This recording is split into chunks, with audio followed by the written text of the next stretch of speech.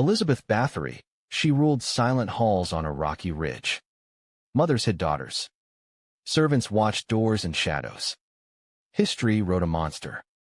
Her world produced a beleaguered widow with enemies. Who was she, and who wrote her story? Elizabeth Bathory was born in Nyírbátor in 1560 and died at Countess in 1614, a noblewoman tied to two powerful branches of the Bathory clan. Her life unfolded inside a violent borderland shaped by war, religion, and class.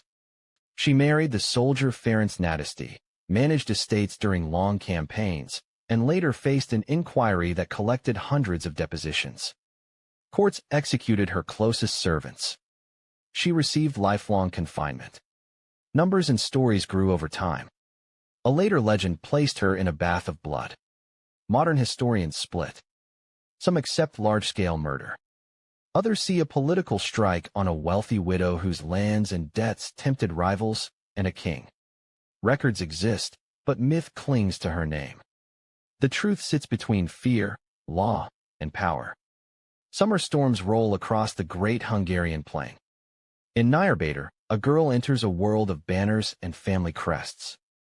Elizabeth Bathory arrived on August 7, 1560, a child of two lines within the Bathory house. Her father, George of the Ext branch, held estates near marsh and lake.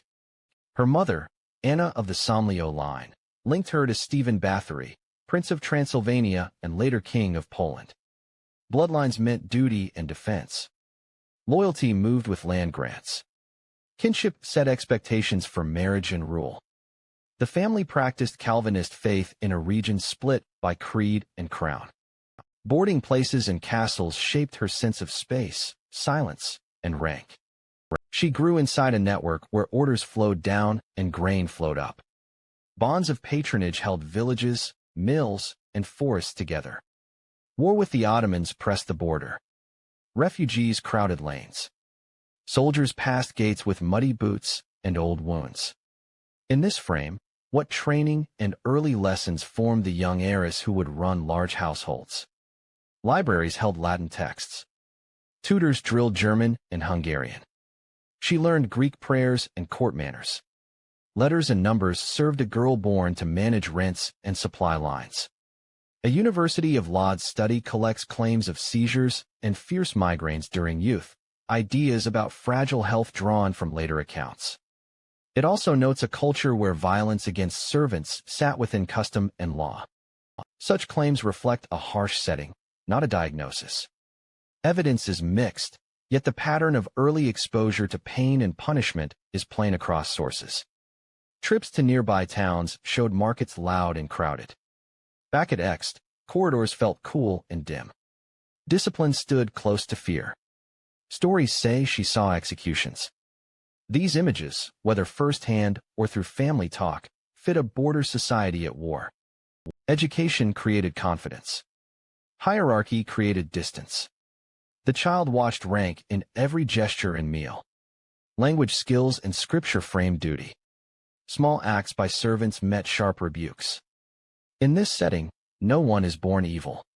What marks did such a childhood carry into betrothal and public life? Drums beat on wedding days.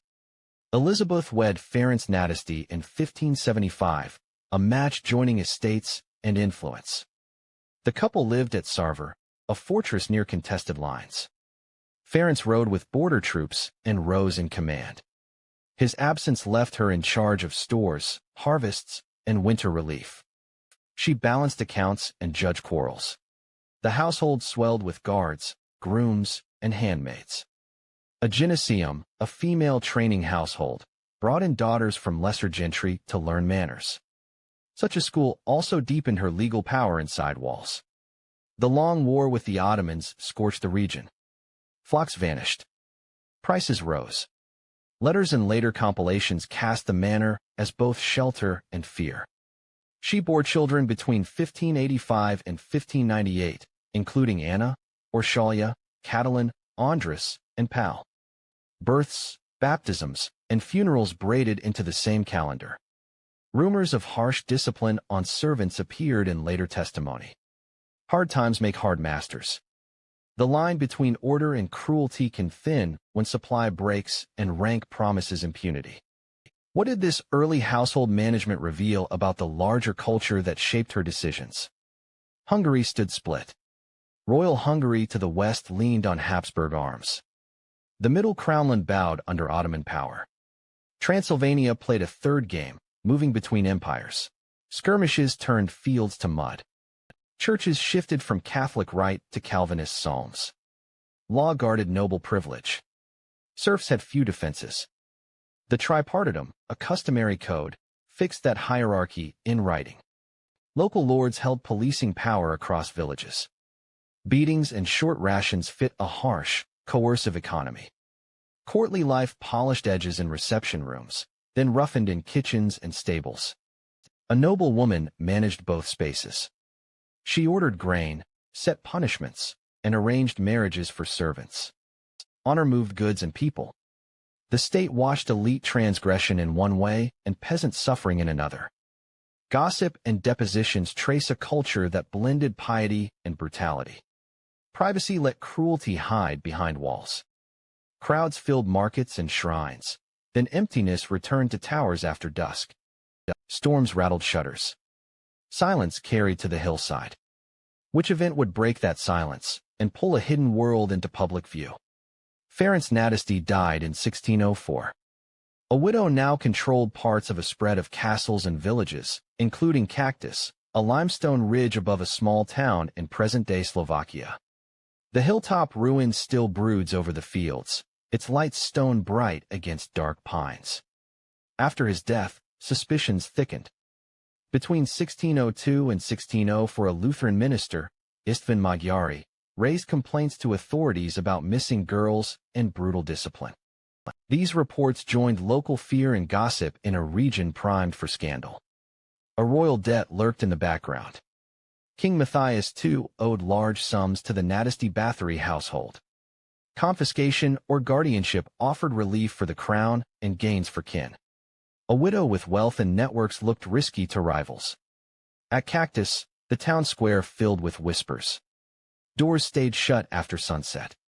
The manor beneath the castle took on a new name and stories. In an age where law favored rank, what level of rumor and complaint would force a formal inquiry into a countess with allies and land? In 1610, the new king ordered Palatine Georgi Thurzo to investigate. Two notaries, Andras Koreștari and Moses Ziricki, gathered statements. By autumn, depositions mounted into the dozens, later more than 300. Accounts spoke of girls beaten, burned, and starved. Some witnesses recalled young gentlewomen who never returned. Thurzo entered Countess near year's end and detained Elizabeth. Sources disagree on the exact date. Britannica gives December 30th, 1609. Other reconstructions place it at New Year's Eve, 1610. Claims of a red-handed capture flourish in later narratives. Surviving documents do not prove a dramatic scene. The arrest ended private management. The state now held the reins. Numbers remain contested. One strand mentions 80 victims. Another inflates the toll to 600 or more, based on a rumored list never produced in court. Modern writers flag exaggeration and political interest. Others hold to massive crime. In a charged setting, no one is born evil. How would courts handle a highborn suspect in a country where law bowed to rank and reputation? January 1611 brought two proceedings against her closest servants. Names from the records include Dorot Yasenis, Ilona Joe, Janos Ujeri, and Katerina Banica. Testimony described beating, burning, and cold exposure. Torture touched the accused servants before confessions, a practice that stains reliability across early modern trials. Sentences came fast. Executions followed for 3. One faced life due to mixed evidence and reported abuse by others. Elizabeth herself never stood in a public dock. Nobility and family power blocked a show trial that risked scandal for many. The Palatine wrote to the king about capture and confinement. Ministers and relatives managed the rest. Witnesses counted corpses, but counts vary across sources. New history stresses problems with hearsay and coerced statements. Yet the stack of depositions, the names of the dead, and the speed of punishment for age show a real crisis inside those walls. People crowded the courtyard. The castle rooms stood quiet again after torches died. If the servants fell, what did confinement look like for the woman whose name filled every corridor? Guard shifts scraped at night. Windows bricked or shuttered.